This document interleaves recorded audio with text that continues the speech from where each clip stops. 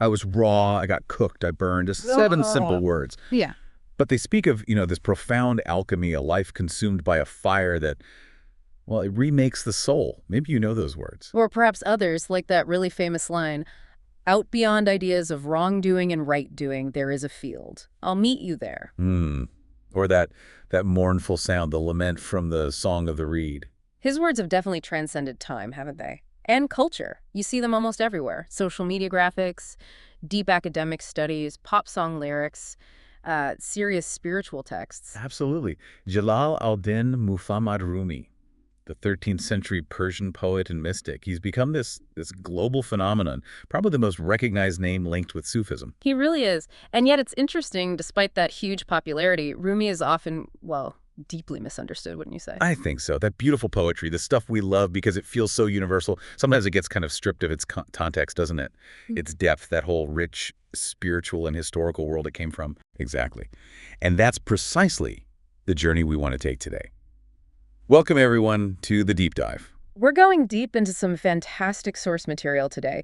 It gives us a really thorough look at who Rumi really was. It's based on expert analysis, looking at historical accounts, biographical texts, and really importantly, his own massive body of writing. Yeah, this isn't just about, skimming the surface. This deep dive is about getting a more nuanced picture. Right.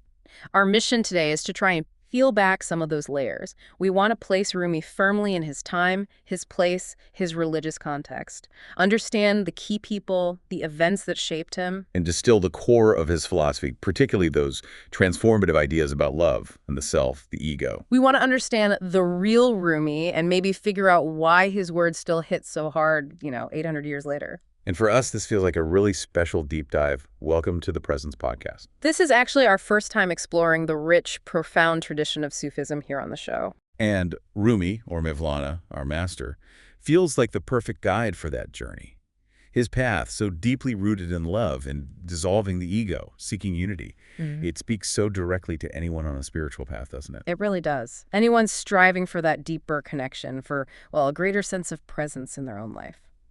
So as we start this exploration together, we invite you, our listeners, our wanderers, to lean in with us. Explore these ideas, maybe find some new insights for your own path. Yeah, dive in with us. And hey, if you find this deep dive valuable, maybe consider liking and subscribing to the Presence Podcast. It genuinely helps more seekers find their way here. Okay. Shall we begin? Let's go back to the start. The making of Mevlana. Where does his story begin? Jalal al-Din Muhammad. He was born in the year 1207. The region was called Khorasan, which was this really vital part of the wider Persianate cultural world. Think Central Asia, Iran. And his first language was Persian. Yes, naturally. Persian was the language of culture, poetry, and daily life there. Okay, but we know him as Rumi. Where does that name come from?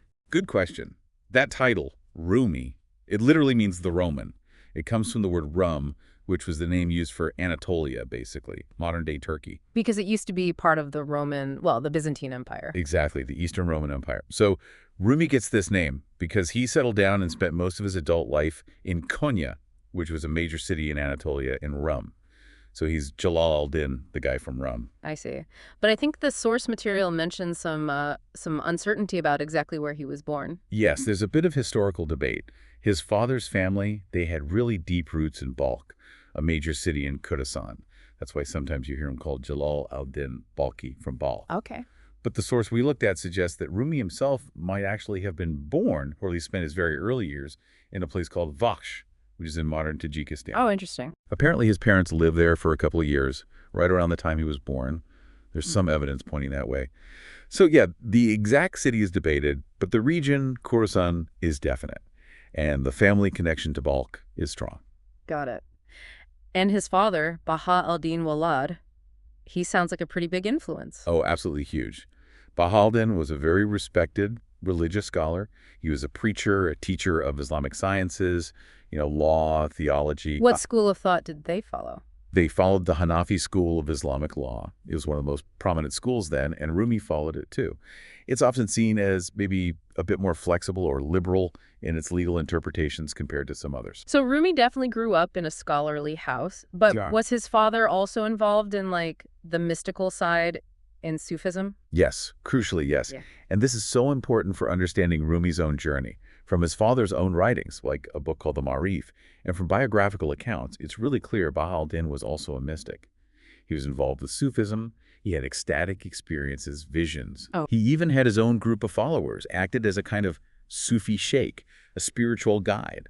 Maybe not on a massive scale at first, but it was definitely part of who he was. And that kind of pushes back against a common idea about Rumi, doesn't it? It really does. You often hear this story, right? That Rumi was just this dry, exoteric scholar, all books and law. Yeah, until Shams showed up and flipped a switch. Exactly. Yeah. But the source material makes it clear that's not the whole picture. Rumi grew up in a household, a community, where Sufism wasn't just known, it was lived. He was taught by his own father. So his later deep dive into mysticism wasn't out of the blue. Not at all. It wasn't a sudden turn into something totally new. It was more like a deepening, a transformation of a spiritual way of being that was there right from the start. That feels like a really key distinction. He was already on that path, in a way. In a very real way, yes. His father helped light that path. But the family didn't stay put in Khorasan, did they? They moved around. No, they didn't. They eventually moved. From Khorasan, they went to Samarkand first. Another big center. Yeah. But there, Baha'u'llah, he was quite outspoken, started criticizing the rulers for what he saw as their moral and religious failings. That created some friction. Uh-oh. Never good to annoy the rulers. Not usually, no. And so just a few years later, around 1217, Rumi would have been about 10 cells. They made a really significant move. They headed west, leaving Khorasan behind for good. Now, why did they leave? You often hear it was because of the looming Mongol threat. That's the popular theory. And the Mongols certainly did cause devastation later on. But the source material suggests the main Mongol invasion was actually still some years off in 1217. So maybe not the immediate reason. Probably less likely as the direct cause. A more probable explanation, based on the sources, is that Baha'u'llah's political troubles, that tension with the ruling Shah dynasty, basically forced their hand. They felt compelled to leave. So political pressure rather than fear of invasion. That seems more likely, according to the analysis we have. The exact trigger might be debated, but the journey itself, this big move west, that's certain. And it sounds like quite an epic journey. Oh, it was. Across huge distances through the absolute heartlands of the Islamic world at the time. They spent some time in Baghdad, a major intellectual hub. Wow. They made the pilgrimage to Mecca, the Hajj. That's a central duty in Islam. They might have stayed in Syria for a while, and eventually around 1221, they settled down for a few years in a city called Laranda. Laranda. What happened there? That's really where the young Jalal al-Din grew up, came of age. He got married there, had his first children, including his son, Sultan Walid. Who becomes important later. Very important. Sultan Walid plays a huge role in preserving and organizing his father's legacy after Rumi passes away. Okay.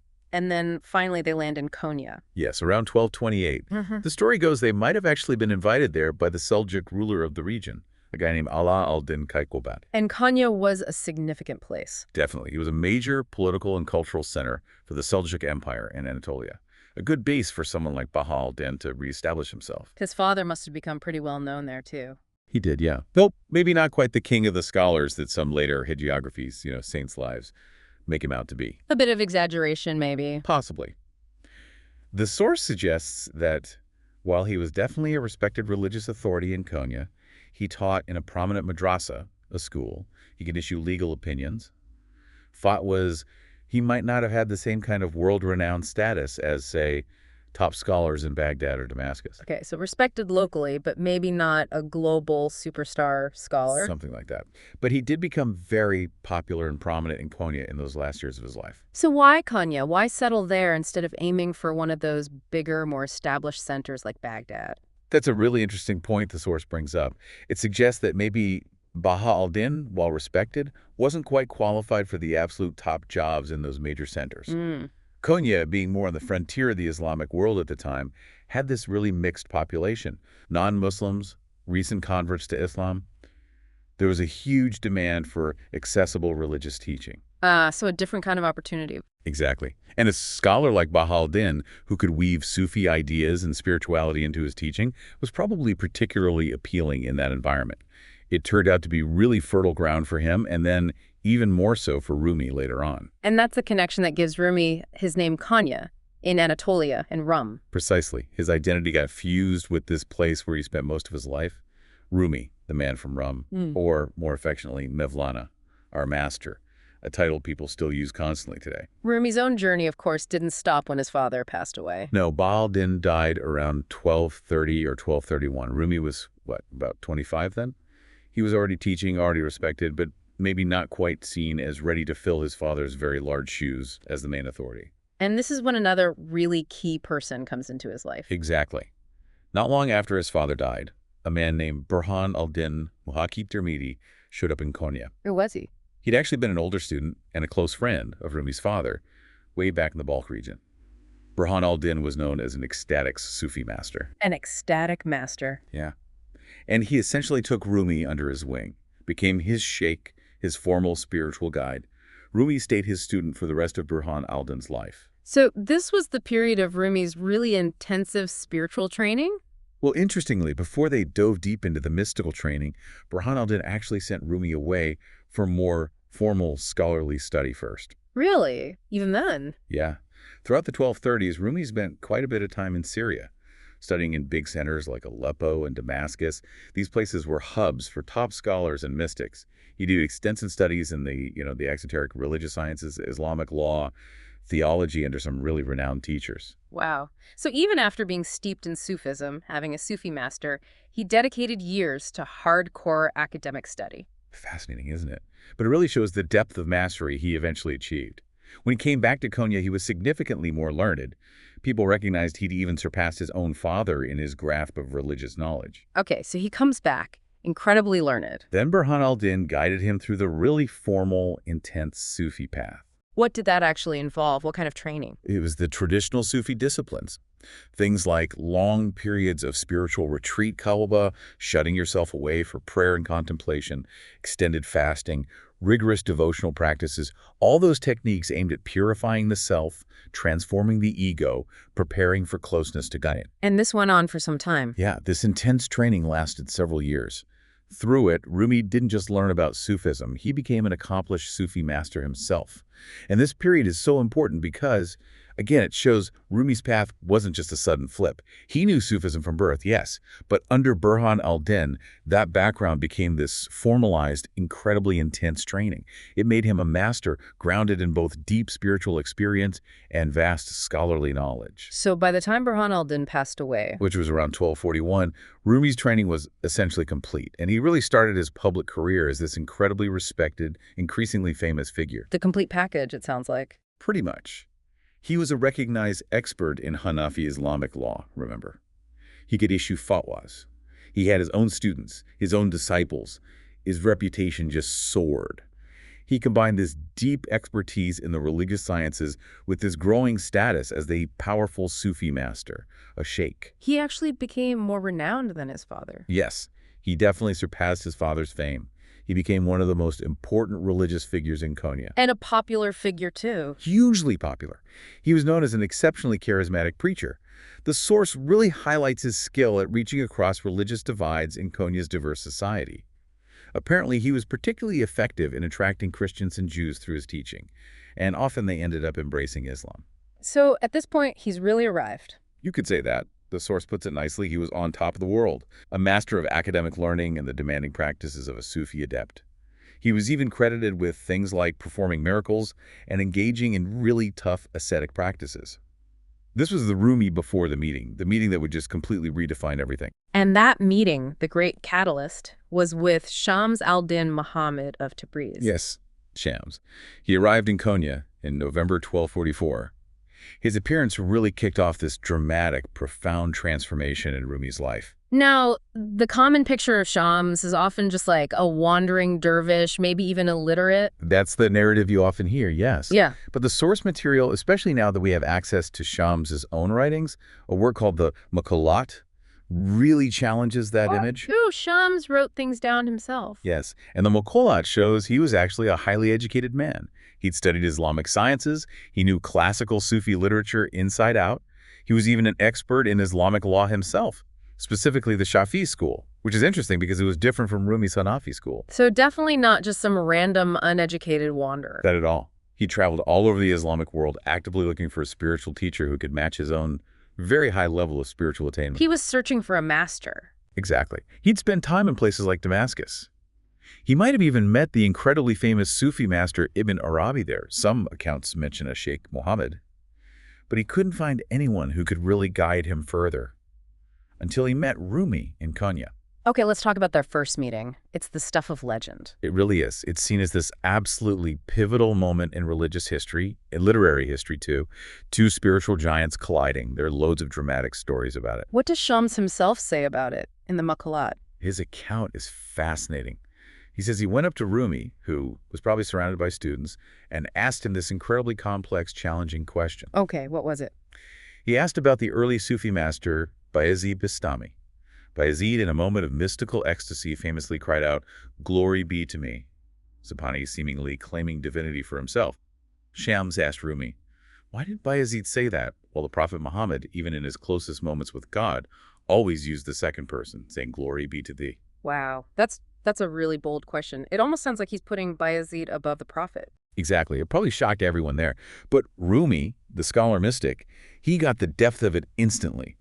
And his answer, as the source describes it, was just brilliant. What did he say? He said, basically, Bayezid's understanding, while incredibly high, was still limited. He reached a certain ceiling in his mystical experience and mistook that limit for God himself. Muhammad, however, had gone infinitely further. He realized the journey towards the divine is endless, boundless, so he always spoke to God in the second person, acknowledging that eternal transcendence. It showed Muhammad's higher spiritual station. That's profound. What was the effect of that exchange? Shams writes in the Maqalat that this question and answer had an incredibly strong impact on both of them. Rumi became, in Shams' words, inebriated, just filled with this spiritual intoxication from the clarity, the purity of the insight. It was the spark, the beginning of this very significant and long spiritual relationship. A relationship often described as a great love story. Yes, though it's important to emphasize, as the source does, that this was a spiritual love, a meeting of souls, not necessarily physical or romantic in the way we usually think of it, but intense. Absolutely. And this relationship just completely turned Rumi's world upside down. Utterly. Rumi and Shams became inseparable. They'd spend weeks, months even, locked away together in deep spiritual conversation. So bet. Rumi went through this huge internal shift. Away from the public scholar role. Yes. He moved away from being the conventional teacher and preacher towards being much more reclusive, more openly ecstatic, you could say, intoxicated by the divine presence Shams helped him access. From knowing about God to directly experiencing God. That captures it perfectly. The source quotes Shams reporting Rumi saying something like, "Since I've become acquainted with you, these books have become lifeless in my eyes." It perfectly shows that shift, doesn't it? From intellectual book learning to the living, breathing, direct experience they shared. And this period with Shams is also when Rumi really embraced Sama, the spiritual concert. It seems so, yes. Shams's arrival appears to have been a major catalyst for Rumi's deep engagement with music and movement as a spiritual practice. Sama, it's an ancient Sufi tradition, listening to music, chanting. With spiritual focus, it became absolutely central to Rumi's mysticism during this time. He, Shams, their close disciples, they held these sessions regularly. And this is where the famous whirling comes in. Exactly. Rumi's intense love for music in this Sama context led him to start moving in this way described as a whirling and meditative motion, spinning with his arms outstretched. It became a form of meditation in motion. Precisely. The scholar Frank Lewis is quoted in the source saying Sama liberated Rumi from the austere ways of self-renunciation and gave him a joyous vehicle for expressing his mystical rapture. It was release, expression, connection, all at once. There's even a suggestion Rumi might have played music himself. It's possible. He mentions the rabab, a string instrument, very fondly in his poems. And his son, Sultan Walad, later wrote a work, the Baznama, that seems to echo Rumi's famous Nainama, the Song of the Reed, using the same poetic structure. So yeah, this deep love of music and the whirling dance became hugely influential for the Mevlevi order later. And crucially, this is also when Rumi really started writing poetry. Yes. The time with Shams is when his poetic output just exploded. And the source suggests a key reason why. Rumi used his incredible gift with language to communicate Shams's teachings. Shams's ideas were too complex, too ecstatic, maybe. Perhaps difficult for ordinary people to grasp directly, yes. Rumi, remember, was a master preacher. He knew how to make profound ideas accessible. He saw his role, in a way, as translating Shams' divine light into words people could understand. He famously called himself the moon, reflecting Shams, the sun. Exactly that imagery. The source uses it too. Rumi saw himself as the moon that reflected the light of the sun. And Shams himself apparently said something like, this Maulana, meaning Rumi, is like moonlight. The eye cannot take in the sun of my being, but it can take in the moon. And Shams, of course, literally means sun in Arabic. The symbolism is perfect. And Rumi dedicated his huge collection of lyric poems to Shams. Yes, his massive collection, the Divan, is fully titled Divani Shamsi Tabrizi, the Divan of Shams of Tabriz, or sometimes the Divani Kabir, the Great Divan. It's explicitly dedicated to Shams. Many poems are written as if Shams is speaking, or they're just full of passionate praise for him. That line, Shamsi Tabrizi, through your sun we shine, just like the moon, that's from the Divan. It sounds like such a unique, powerful bond. It really was. Rumi clearly saw Shams as his ultimate master, the one who guided him to the highest states of mystical union, fana. But the source also suggests it wasn't just one way. Shams learned from Rumi too. It seems so. Rumi was already a respected Sufi sheikh when they met, remember? And Shams's own writings hint that he valued Rumi's insights deeply. They were like spiritual companions who lifted each other up. Rumi is quoted saying something like, my thoughts and reflections inspired by you as though I were your phrases and expression. A profound spiritual partnership that just ignited Rumi's soul. But this intense relationship wasn't smooth sailing. Shams disappeared. Twice. Yes, a very painful part of the story. The first disappearance happened around 1246. What caused it? Basically, intense jealousy from Rumi's longtime followers. They'd been with Rumi for years, and suddenly this Shams figure arrives, gets exclusive access. Rumi neglects his public duties. They saw Shams as, just some poor dervish, maybe lacking Rumi's scholarly credentials. And they let their feelings be known. Oh, yes. Some accounts say they were openly hostile, maybe even threatened Shams with violence. Whatever the exact trigger, Shams suddenly vanished from Konya. How did Rumi take that, losing his spiritual soulmate? He was absolutely shattered. Fell into complete despair, apparently. Stopped writing poetry, became even more withdrawn, just deeply distraught. His followers quickly realized they'd made a huge mistake. Trying to get rid of Shams had only plunged their master into misery. Eventually, they heard Shams was in Damascus. Rumi, desperate, sent his own son, Sultan Walid, to find him and persuade him to come back. And Sultan Walid succeeded. He did. Shams agreed to return. So he came back to Konya. Was it okay then? For a while, yes. His return was celebrated. Rumi was overjoyed. The Sama session started again. The poetry flowed again. That intense spiritual connection was back. But it didn't last. No. Only about a year later, around 1247 or maybe 1248, Shams disappeared again. And this time, it was for good. He was just gone. Gone. Rumi searched everywhere, sent people to Syria again, other places. But there was no trace of Shams. He eventually had to accept it, didn't he, that Shams wasn't coming back? He did. And the source highlights this acceptance as a really crucial moment in Rumi's own spiritual growth. He realized profoundly that he now had to find that light within himself instead of an external person. The catalyst, the external guide, had done his work. Rumi's training, in a way, was completed through this ultimate painful separation. But what actually happened to Shams? It's still a mystery, isn't it? A complete mystery. The source lays out the different theories. The most famous story, the one you hear most often, comes from chronicles written by a guy named Ali. It claims that those jealous followers, maybe even including one of Rumi's own sons, Ala al-Din, actually murdered Shams during the second disappearance. Wow. A really tragic, violent end. It's certainly the most dramatic version, but the source mentions other possibilities too. Some accounts suggest Shams himself had talked about leaving shortly before he vanished, that maybe this disappearance was his final, most difficult teaching for Rumi. How so? Well, in some Sufi traditions, the student eventually has to leave the master to find their own way, to stand on their own spiritual feet. Rumi couldn't really leave Konya. He had too many responsibilities. So maybe Shams performed this act of separation for him as a final necessary step in Rumi's development. So a deliberate spiritual departure, not a murder. It's another interpretation, supported by some sources. Then there are other claims that Shams just went back to Tabriz and died naturally years later. There's even a tomb claimed to be his in Khoi, Iran. And connected to the murder theory, there's a story his body was thrown down a well in Konya, and there's a monument there now. But ultimately, like the source says, we really don't know what happened to Shams. It's a historical puzzle, and we'll probably never know the definitive answer. What is absolutely clear, though, is Shams' unbelievable lasting impact on Rumi. Oh, completely. The period after Shams's final disappearance, from 1247 or 48 onwards, that's when Rumi truly flowers into the towering mystic, the spiritual powerhouse we know today. Shams had irrevocably shifted him from being a scholar who was also mystical to being an ecstatic lover, utterly consumed by the divine. And his following grew even more then. Yes, his community in Konya, the beginnings of the Mevlevi order, really expanded significantly during this time. He gained considerable influence, even semi-political power, in the city. And this is when most of his famous poetry was written. Yes. The vast majority of the poetry that has made him famous for centuries was composed after Shams was gone. It's like the profound loss, combined with the need to internalize Shams's presence, just opened the floodgates for this incredible spiritual and creative outpouring. Let's talk more about those works. Rumi is known worldwide, first and foremost, as a poet. Undeniably. He's hailed as one of the greatest love poets ever.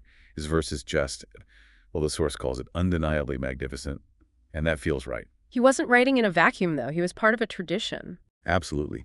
He drew heavily on the rich tradition of earlier Persian Sufi poets. Figures like Sanai and especially Farid al-Din Attar.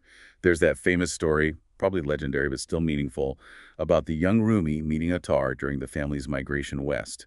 Whether it happened or not, it points to Attar's huge influence. So what made Rumi's poetry so unique then? Well, beyond mastering that tradition, he had this extraordinary originality and this incredible knack for communication.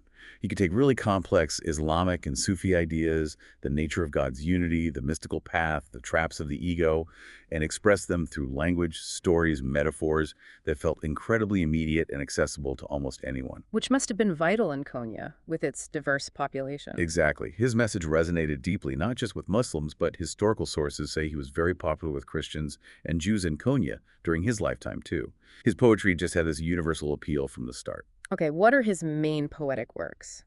The big ones. There are two giants. First, there's his Divan. The full title is Divan of Shams of Tabriz, but often it's just called the Divan Kabir, the Great Divan. And a divan isn't one long story, right? It's a collection. Exactly. It's a collection of poems in various forms, mostly ghazals, which are like lyric odes, and rubaiyat, which are four-line quatrains. And this is the huge work dedicated to Shams. Yes. It's absolutely massive. Over 5,000 poems, something like 34,000 verses in total, mostly in Persian, but there are some poems in Arabic, Turkish, even a few lines in Greek scattered in there. And yeah, the title makes the dedication clear. Many poems are written as if Shams is speaking, or they're just full of burning praise and devotion to him. That line we mentioned earlier, "You are my sky, I am the earth dumbfounded," that's classic divine material. What are the main themes running through the divan? Well, it covers almost everything. But the absolute undeniable central theme is love, capital L love. But it's crucial to understand it's way more complex than just romantic love. Oh, it's primarily love of God. Primarily love of God, yes, and the love between God and creation. It's seen as the very fabric of the cosmos, the force pulling everything back to the divine source. Worldly love, human love, isn't separate from that. It's seen as a reflection, a manifestation, an echo of that ultimate divine love. So the poems work on multiple levels at once. Exactly. That's part of their genius and enduring power. A seemingly simple verse about human longing can simultaneously be a profound statement about the soul's yearning for God.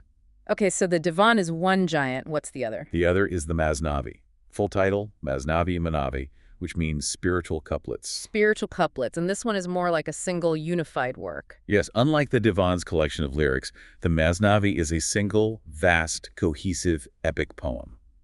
Masnavi itself actually refers to the poetic form it uses, rhyming couplets. It's the same form Attar used for his famous Conference of the Birds. It's usually just called the Masnavi, isn't it? It's that famous. That's right. And its status, particularly in the Persian-speaking world and the broader Muslim world, is immense. It's famously been called the Quran in Persian. Wow. What does that mean exactly, that it's considered equal to the Quran? No, not equal in authority. It means it's seen as this incredibly vital spiritual text, a key guide to understanding the deeper meanings of the Quran and Islamic teachings, specifically through the lens of Rumi's profound Sufi perspective. What kind of things does it talk about? Oh, it's an encyclopedia of spiritual wisdom. It covers religious and ethical topics, Islamic law, theology, mystical practices, but all woven together through captivating stories, fables, parables, anecdotes, dialogues. It's not dry theology. It's a living, breathing exploration of the spiritual path, meant to teach and inspire. And the way it was composed was quite unusual, too. Very. The Masnavi was written down in the last years of Rumi's life, roughly from 1260 until he died in 1273. It wasn't something he sat down and wrote alone. It came about because his closest disciple, Hussam al-Din Chalabi, asked him to create a work like the poems of Sanai or Attar, but focused on spiritual truths. So Rumi dictated it. Yes. Rumi would basically recite the verses spontaneously, often maybe during Sama sessions or just walking around, and Hussam al-Din would frantically write them down. Then Hussam would read them back to Rumi, who might revise them. This went on for years. Incredible. How long is it? It ended up being 6 books long, containing about 25,000 verses. Just a monumental literary and spiritual achievement. So the Divan and the Masnavi are the poetic giants, but he also left prose works. Yes, the main one is called Fihi Ma Fihi. The title means something like, in it, what is in it, or it is what it is. What is that? It's basically a collection of Rumi's talks, his sermons, his discourses given to his students, and circle, which were written down by others. Is it as famous as the poetry? Not nearly as famous globally, no. But it's incredibly valuable for scholars and serious students because it gives you Rumi's teachings and thoughts in a more direct, straightforward prose style. It really shows what a compelling and insightful speaker he must have been. Okay, let's really dig into the core of his message now. What is Rumi's path, his philosophy, his way to, as we call it, presence? Well, if you had to pick one word that defines Rumi's specific flavor of Sufism, it has to be love. It's not just a theme in his poetry, it's the fundamental reality, the driving force, the method, the goal. Everything comes back to love. And this is that cosmic divine love we were talking about. Exactly. Primarily, it's the love of God, which Rumi sees as the very essence of existence. It's the gravitational pull of the universe, drawing everything back towards its divine origin. Again, worldly loves, human connections, they aren't dismissed. They're seen as sparks, reflections, ways we experience that greater love. And this love isn't just inward-looking, it radiates outwards. For Rumi, loving God inevitably means loving God's creation. That means loving fellow human beings, regardless of their background, loving animals, plants, the whole cosmos. By all accounts, Rumi himself was known for his incredible kindness and compassion towards everyone. So if love is the engine driving the journey, what's the ultimate destination for Rumi? The path he lays out is the classic Sufi journey. It's an ascent through different spiritual states or stations, usually guided by a sheikh, a master. Yeah. And the ultimate goal is fana. Fana meaning annihilation. Annihilation or effacement, yes. Annihilation in God. It's the state where the illusion of a separate individual self completely dissolves, disappears, becomes effaced in the overwhelming reality of the divine. It's experiencing the true oneness, the unity of God directly. And what stops us? What's the main obstacle to reaching that state of oneness? According to Rumi, the one and only thing standing in the way is the nafs. The nafs, that's the ego, the self. Yes, often translated as ego or the lower self. It's that part of us that clings to the idea of being a separate, independent individual with all its desires, fears, attachments, its sense of I-ness distinct from everything else. Holding on to this false sense of a separate self is what creates the veil between us and God, preventing us from experiencing the unity that is our true reality. Rumi seems to talk about the nafs very intensely. Oh, incredibly intensely. He even equates it with Iblis, the devil in Islam, and with the fires of hell. He puts it so starkly. With God, there is no room for two egos. You say I, and he says I. One eye has to go. Exactly. In the reality of absolute unity, there can only be one I, the divine I. And since God is eternal, unchanging the human I, the nafs, the sense of separate self, must be the one to dissolve, to disappear. So the whole Sufi path, the practices, are aimed at dismantling this nafs. Precisely. All those practices, the fasting, the retreats, the renunciation of worldly attachments, the sama, the whirling, they're all tools designed to wear down, burn away, purify the nafs, until nothing remains of that false, separate identity. Only when the self is annihilated can God truly be known, can the oneness be realized. So this sounds like that quote you mentioned earlier, I was raw, I got cooked, I burned. Exactly. The raw is the state of the undeveloped ego. The cooking is the process of spiritual discipline and refinement. And the burning, that's fana, the annihilation of the self in the fire of divine love. So paradoxically, finding your true self means losing the self you thought you were. That's the heart of it. True selfhood, in this view, is actually no self. It's realizing you are nothing in yourself so that you can experience everything as God. In that ultimate state of unity, the duality of I and you, from the perspective of two separate egos, just dissolves. Rumi talks about this beautifully. I said, perhaps the lover and beloved are two, but both were one, and I was seeing double. The perceived separation is the illusion. And this deep, deep longing to return to that original state of unity before the illusion of separation arose, that's what fuels the whole journey. It's the cry we hear in the opening of the Masnavi. The song of the reed flute crying because it was cut from the reed bed, separated from its source. Yes, Islamic theology often speaks of a pre-existence where human souls were united with God. Creation brought about multiplicity, and with it the sense of separation. The suffering the reed expresses isn't just about being separate, it's about our attachment to the illusion of being a separate self that arose with multiplicity. By transcending that self, we realize the oneness that was always there, just hidden beneath the surface. And the flute itself is a powerful symbol here. Incredibly powerful. The reed flute, is hollow. It's empty inside. And the idea is, just as God's breath, the divine spirit, flows through the empty flute to create beautiful music, the individual must empty themselves of the ego, become hollow, become nothing, so that God's love, the breath of God, can flow through them and create spiritual beauty, express divine truth. It's a perfect metaphor for self-annihilation, leading not to oblivion, but to becoming an instrument for the divine. This path clearly puts direct experience way above just intellectual understanding. Fundamentally, Rumi makes a strong distinction. He's not primarily focused on ilm, that's conceptual knowledge, the kind you get from books, philosophy, rational thought. The source stresses that Rumi saw this kind of knowledge as inherently limited.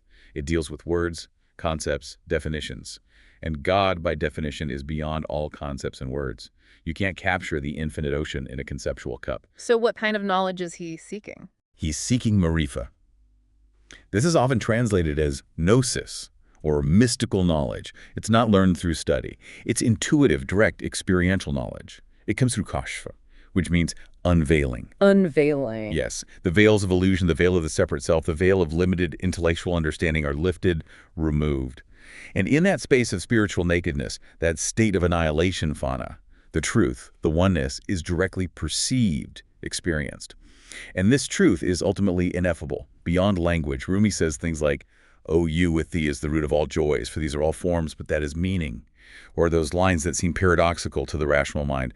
"I am not me, you are not you, and you are not me, yet I am me, you are you, and you are me as well." The source uses another term for this kind of knowing, zak. Yes, zak. It literally means tasting. It's such a great analogy, isn't it? Yeah, like you can read about chocolate all day. Exactly. You can know its chemical makeup, its history, read poetic descriptions, but you don't truly know chocolate until you taste it.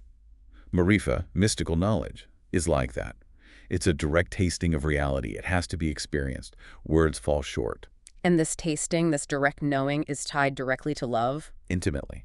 Because love itself is also an experience that fundamentally defies language, doesn't it? It's intensely felt, it motivates, it transforms, but you can't fully capture it in words. And for Rumi, it is precisely love, that burning, consuming divine love that melts away the nafs, the barrier, allowing for this direct tasting, this marifa. In the end, the knowledge gained is love. As he says, love alone explains love and the lover. The whole path is fueled by love. The goal is union in love.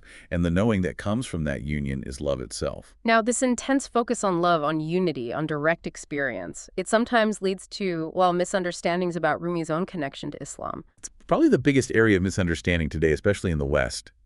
Rumi gets portrayed very often as this kind of generic universal mystic, where his specific Islamic background is seen as almost incidental or something he transcended. But the source material pushes back hard against that idea. Extremely hard.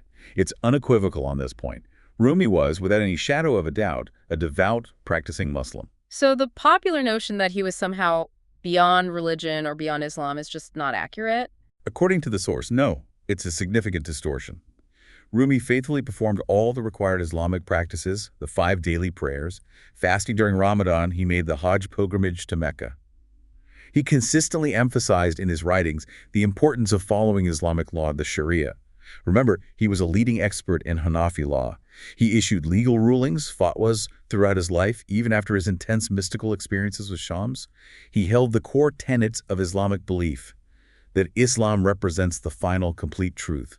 The Quran is God's ultimate revelation. Muhammad is the seal of the prophets. He was a Sunni Muslim. The source states it very clearly. Rumi was Muslim.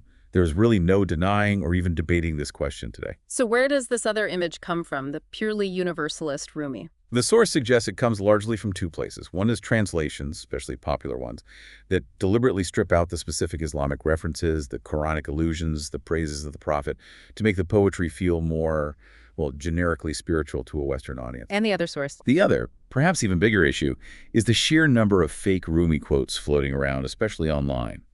The source calls it a whole ocean of them. Many of the most popular, widely shared Rumi quotes are apparently outright false, completely fabricated, or so heavily altered they bear little resemblance to anything Rumi actually wrote or believed.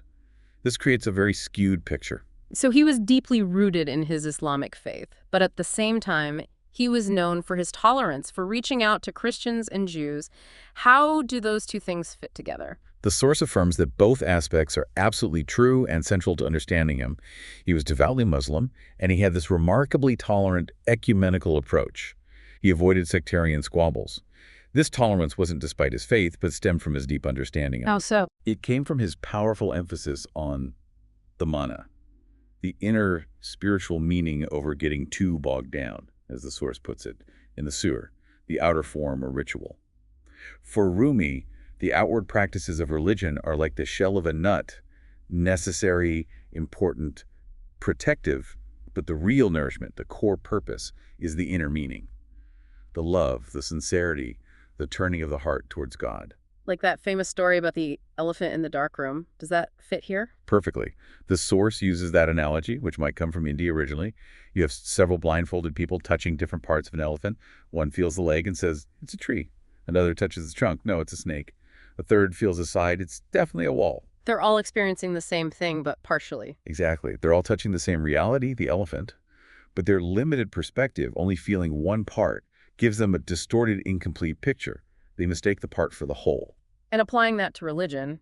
Rumi uses it to suggest there's one ultimate truth, one religious reality, the elephant. Different traditions, different prophets, different scriptures are like the blind men, each describing that truth based on their particular perspective, touching a different aspect of it. None might grasp the entire elephant perfectly, but each is engaging with a real part of the truth from their own viewpoint. Which implies a certain respect for different paths. Yes, it implies that each person might have their own valid way towards God, and that what ultimately matters most, in God's eyes, is the sincerity of the seeking, the state of the heart, the mana, alongside the sewer, the outward practice. As Rumi says, quoted in the source, we look at neither languages nor words, but at the soul and at the inner state insecting hearts. God looks at the heart. This idea, the importance of sincerity, the state of the heart, comes through so powerfully in that story from the Masnavi about Moses and the shepherd. Oh, it's a classic Rumi story, and it illustrates this point beautifully. Moses comes across the simple shepherd praying out loud, but the shepherd's prayer is really rustic, very anthropomorphic. He's offering to, wash God's clothes, comb God's hair, bring God fresh milk. Things you do for a person you loved. Exactly. But Moses, representing the learned, strict upholder of religious law and decorum, is horrified. He thinks it's blasphemy, reducing God to human terms.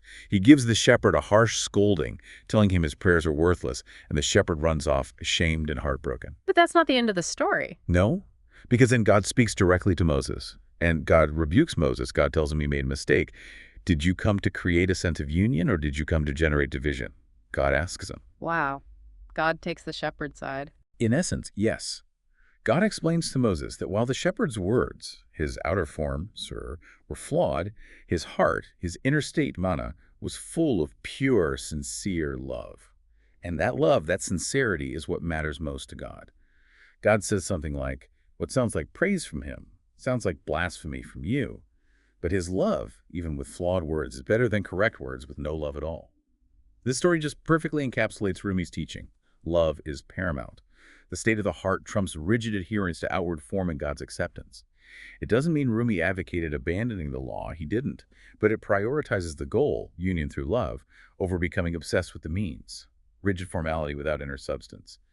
It suggests love can even transcend the rules in a state of complete absorption, though one should still observe the forms. This focus on an underlying unity, the inner meaning behind outer forms, it sounds related to that famous Sufi concept of wadat al-wujud, the unity of being, often associated with the great Sufi master Ibn Arabi. That connection is definitely often made, and it's relevant. Rumi and Ibn Arabi were contemporaries. Rumi lived in Konya with Ibn Arabi's chief disciple and intellectual heir, Sadr al-Din al-Qunawi. Qunawi even led Rumi's funeral prayers, so they were certainly aware of each other's circles. So was Rumi directly influenced by Ibn Arabi's specific doctrine? The scholarly position presented in the source is cautious. While there are undeniable similarities and resonances in their thought, there's actually limited hard evidence of direct borrowing or influence from Ibn Arabi's specific system onto Rumi. The source suggests Rumi's ideas about unity might be more deeply rooted in existing, older streams of Iranian Sufism rather than directly adopting Ibn Arabi's Wadat al-Wujud framework wholesale. There are subtle differences too. Okay, so what's Rumi's core concept here, dealing with unity? It really comes back to that fundamental distinction he makes between sur, which means form, and mana, which means meaning. Form and meaning. Yes. The world we perceive through our senses, the world of multiplicity of seemingly separate things and people, that's the world of sur, of forms. Rumi sees this phenomenal world as being, in a sense, illusory, or at least like a veil covering the true reality. And the mana, the meaning, is the reality behind the veil. Exactly. Mana is the hidden inner reality that gives rise to all the forms. And ultimately, for Rumi, that underlying meaning is God. He uses the image of foam on the ocean. Most people only see the foam, the forms. They get caught up in the surface appearances. They miss the vast, deep ocean beneath, the meaning God. William Chittick, a great scholar of Rumi and Ibn Arabi, is quoted in the source explaining it like this. Ultimately, meaning is that thing as it is known to God himself. And since God is beyond any sort of multiplicity in the last analysis, the meaning of all things is God. So behind all the seeming diversity, there is one underlying reality, one meaning, and that is God unity. And the forms we see are just expressions of that meaning. Yes, forms are manifestations of meaning. They aren't totally unreal. They are connected. They derive their existence and significance from the meaning they express. But the spiritual danger lies in getting attached to the form, mistaking the manifestation for the reality itself. This definitely points towards a kind of monism, doesn't it? The idea that ultimately only God truly exists. The source agrees. It points toward something that could be described, maybe slightly problematically, as a kind of monism. The idea that ultimately there is only one reality, God, and everything else is either an illusion veiling that reality or a manifestation of that reality. This idea just permeates Rumi's poetry. Like those lines you mentioned earlier. Yeah, like in the Masnavi's opening. The lover's a veil, all is a beloved lives. The lover is a corpse. The separate lover dissolves into the reality of the beloved. Or in the Divan, my soul and yours have been essentially one. There's no me and you in my interior and yours. This sense of separate me and you disappears in the inner reality of unity. But, and this is a really crucial distinction the source emphasizes, we have to be careful not to interpret this as simple pantheism, the idea that God is literally everything, or that God becomes incarnated in the world or in humans. Rumi maintained a distinction between God and creation. Yes, like classical Sufis generally, he maintained that distinction. God is transcendent. The unity isn't achieved by God somehow descending and becoming identical with you. It's achieved by you extinguishing the false self, the nafs, that perceives separation in the first place. The source quotes Rumi making this point. The unity of God does not become verified by him. Unity is not the descent of God into you. It is you not being for something false. It's about removing the false self, not God becoming the self. Or elsewhere, talking about the soul's original unity with God, he asks rhetorically, how can something that was never separated be joined? The joining is realizing the separation was illusory.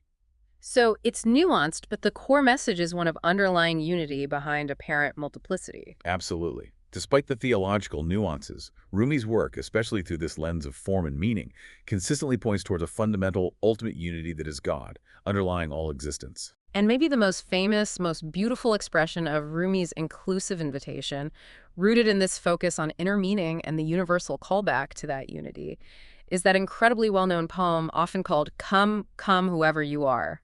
Oh, yes. Yeah. It's probably one of the most beloved and widely quoted Rumi verses, and its power lies exactly in that unconditional welcome. Come again, whatever you are, come again if you're a Canaanite or idol worshiper. Come again. This home of ours is not a home of hopelessness, even if you've repented 100 times, come again.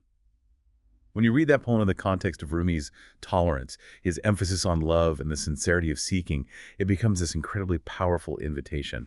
It's a call to the spiritual path, the journey back to love and union with God, no matter who you are, what label you wear, what mistakes you've made, how many times you feel you failed.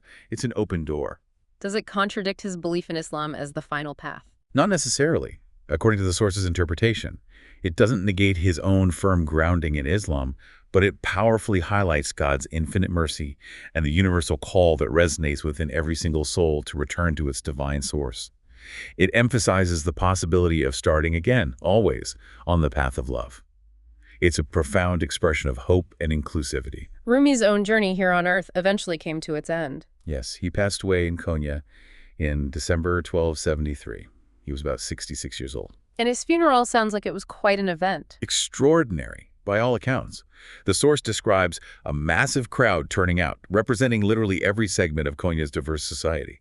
Muslims, Christians, Jews, side by side, young, old, rich, poor, the rulers, the common people. Everyone came out to mourn him. He was seen as a beloved saint, a spiritual giant whose light had touched everyone in the city, regardless of their faith. And the funeral prayers were led by Sadr al-Din al-Qunawi, Ibn Arabi's disciple. That's right.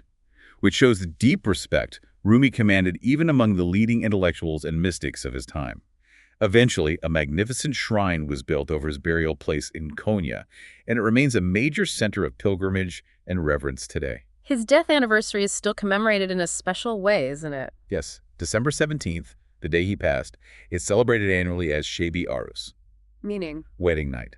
It reflects the Sufi understanding of death not as a tragedy, but as the ultimate joyous reunion of the soul of the bride with God, the divine beloved. So his death anniversary is seen as his wedding night, his final, complete union with God. These celebrations, especially in Konya, involve large gatherings, prayers, and often performances of the Sama. Rumi's personal legacy didn't just end with his death, though. It continued through his followers, who formed the Mevlevi order. Exactly. The community of disciples and students he left behind, what the source calls the proto-Mevlevis, began to organize more formally after he passed. Who led that effort? Initially, it was led by Hussam al-Din Chalabi, Rumi's close companion who had helped compile the Masnavi. But the really crucial figure in organizing the community into a structured Sufi order was Rumi's son, Sultan Walid. He laid the foundations for the Mevlevi order as an enduring institution. And the leadership stayed in the family. Traditionally, yes. The leadership of the Mevlevi order, the position of Chalabi, has typically passed down through Rumi's direct male descendants, a lineage that continues right up to the present day. What characterizes the Mevlevi order? What are its core features? Well, it's deeply rooted in Rumi's own personality, his teachings, his practices. It strongly emphasizes love, spiritual intoxication, ecstasy as central elements of the path, reflecting Rumi's state, especially after meeting Shams. And Rumi's poetry, particularly the Divan and the Masnavi, is absolutely central. It's recited constantly in their rituals. It forms the core of their identity. And of course, their most visible, iconic practice is the whirling dance. Yes. Rumi's personal practice of sama, involving music and that whirling movement, became highly developed, ritualized, and formalized within the Mevlevi tradition over the centuries. This is the famous dance of the whirling dervishes. Is there specific symbolism to the whirling? Oh, there's rich symbolism. Yeah. It's often described as mirroring the cosmic dance of the planets around the sun, or representing the soul's ascent towards God, turning away from the ego and towards truth. The posture itself is symbolic, one hand raised to receive divine grace, the other lowered to bestow that grace onto the world. It's a complex meditative practice, not just a performance. And alongside the whirling, the Mevlevis, of course, practice other standard Sufi disciplines too, like dhikr, the remembrance of God through chanting his names, periods of retreat, fasting, and so on. The order was historically quite important, wasn't it? Especially under the Ottomans. Very much so. The Mevlevi order became one of the most influential and widely respected Sufi orders throughout the Ottoman Empire. They often had close ties with the Ottoman sultans, who frequently patronized their lodges, tekis. Compared to some other Sufi groups that were sometimes seen as heterodox, the Mevlevis were generally regarded as being more orthodox, more aligned with mainstream Sunni Islam and law. But that status took a massive hit in the 20th century. A huge hit, yes. Yeah. With the collapse of the Ottoman Empire after World War I and the rise of the modern secular Republic of Turkey under Ataturk in the 1920s, the government took a very different view of Sufism. They saw it as backwards, superstitious. Yes, and potentially as centers of political opposition. The new secular government aimed to modernize Turkey, and Sufi orders were seen as part of the old ways that needed to be suppressed. So in 1925, a law was passed that officially banned all Sufi orders in Turkey. All of them, including the Mevlevis. All of them. Mevlevi lodges are closed down, their properties confiscated. Their core religious rituals, like the public performance of sama and dhikr, were forbidden. Is that law still technically on the books today? Largely, yes. Yeah. While enforcement has varied over the decades, the law officially banning the orders remains. This has had a profound impact on the Mevlevi order's formal structure and its ability to function openly as a religious organization within Turkey. So when we see the whirling dervishes perform in Turkey now, it's different. Often, yes. While the practice continues, it's frequently presented and permitted more as cultural heritage, a historical performance, sometimes specifically for tourists, rather than being fully sanctioned and practiced openly as the religious ritual it traditionally was. But that doesn't mean the legacy died out. No. How does it continue? Well, Rumi's spiritual legacy obviously transcends political borders. Official branches of the Mevlevi order, recognized by the hereditary Chalabi leadership line, continue to exist and practice outside of Turkey. The source mentions groups like the one led by Kabir Helminski in the United States as an example of the living tradition carrying on globally. And then, of course, there's the poetry, the global phenomenon of Rumi's words. Absolutely. His poetry has achieved this incredible global reach. Translations sell in staggering numbers, making him arguably one of the most widely read poets, period, especially in the English-speaking world. But, and this is the crucial caveat the source makes. The translations might not always be accurate. That's putting it mildly, according to the source. Many of the most popular best-selling translations greatly alter the original meaning and flavor of Rumi's work. Often by downplaying or removing the specific Islamic context. Precisely. The deeply Islamic nature of his spirituality, the Quranic roots, the references to Islamic practice and belief, these are frequently minimized, universalized, or sometimes completely erased to make the poems fit a more generic, non-denominational spiritual mold that appeals to a modern Western audience. So while they might be beautiful poems in English, They might be beautiful, yes, but they often don't accurately represent what Rumi actually wrote or intended. They can give a very incomplete, sometimes misleading picture of his thought. And then, compounding that, you have the issue we mentioned earlier, the sheer volume of fake Rumi quotes, that whole ocean of verses attributed to him that are just not his, either completely fabricated or so radically changed they lose all connection to the original. It creates a distorted image. this is such an important warning for our listeners, for our wanderers who genuinely want to connect with the real Rumi. Where should they turn if they want more authentic sources, more accurate translations? Yeah, it's a great question. The source gives some excellent specific recommendations for scholarly translations that stay much closer to the original Persian. For the huge Masnavi, since it's so vast, starting with a partial translation is probably wise. Okay, which ones? R.A. Nicholson's is the classic, complete English translation. It's incredibly scholarly, very accurate, but the language is quite old-fashioned now, maybe a bit dense for a casual reader. More recently, there's Jawad Mojaddedi's ongoing translation. It's more poetic, tries to capture some of the rhyme and rhythm of the Persian, which is admirable, but inevitably involves more interpretation. Then there's Alan Williams' ongoing translation, also highly regarded. It's praised for being both scholarly and aesthetically sensitive, sticking very closely to the Persian meaning without trying to force rhymes. Both Mojaddedi and Williams have published several volumes covering parts of the Masnavi. So those are good starting points for the Masnavi. What about the Divan, the lyric poems? The Divan is even trickier because there's no complete, reliable English translation of the whole thing. It's just too enormous. But there are good selections. For the quatrains, the Rubaiyat, the translation by Ibrahim Gamard and Rovan Farhadi is recommended. For the ghazals, the longer lyric poems, Arthur John Arbery's 2 volumes, mystical poems of Rumi are a standard scholarly choice, though, again, maybe the language feels a bit dated to some now. And for his prose work, Fihi ma Fihi. A.J. Arbery also translated that under the title Discourses of Rumi. There's also a more recent and highly recommended translation by W.M. Thaxton titled Signs of the Unseen, or sometimes Science of the Unseen. So for any of our listeners, our wanderers who feel drawn to go deeper beyond the popular snippets, seeking out these specific scholarly translations is really the best way to encounter Rumi's actual voice and thought more authentically. It's clear Rumi left behind something much bigger than just incredible poetry, isn't it? Oh, absolutely. He left a legacy as a true spiritual beacon, one of history's great mystics, great luminaries. Even in his own time, he was beloved across religious divides because of his openness, his immense kindness, and this unique gift he had for making the most profound spiritual ideas feel accessible and relevant to everyone. And it's just remarkable, isn't it, that his message still resonates so powerfully today. 800 years later, across totally different cultures, different times, it feels as relevant as ever. Through his words, that wailing lament of the nay, that deep soul cry for return, for connection, it can still be heard, still be felt all around the world. Thinking back on his own description of his journey raw, then cooked, then burned, it really is this archetypal path of transformation, isn't it? Yeah. Driven by love, culminating in the dissolution of the self. Yes, and perhaps that process, that willingness to be cooked by discipline and burned by love, that radical emptying of the false self to make space for the divine, maybe that is the ultimate key to presence, to being fully here, not as a defended ego, but as an open, receptive channel connected to the deepest reality. So, we've journeyed today through the incredible life of Rumi. We looked at his origins, the crucial influence of his father and early Sufi environment, his emergence as a respected scholar and master in his own right.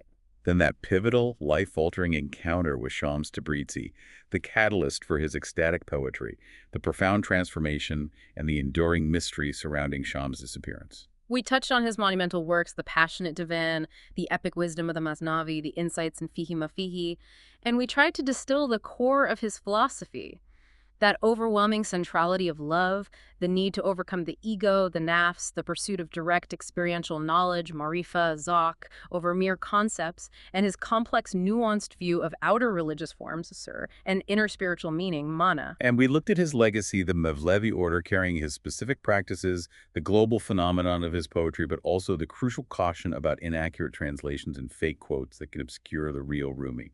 And bringing it back to our focus here on the Presence podcast, Rumi's core message speaks so directly to that quest.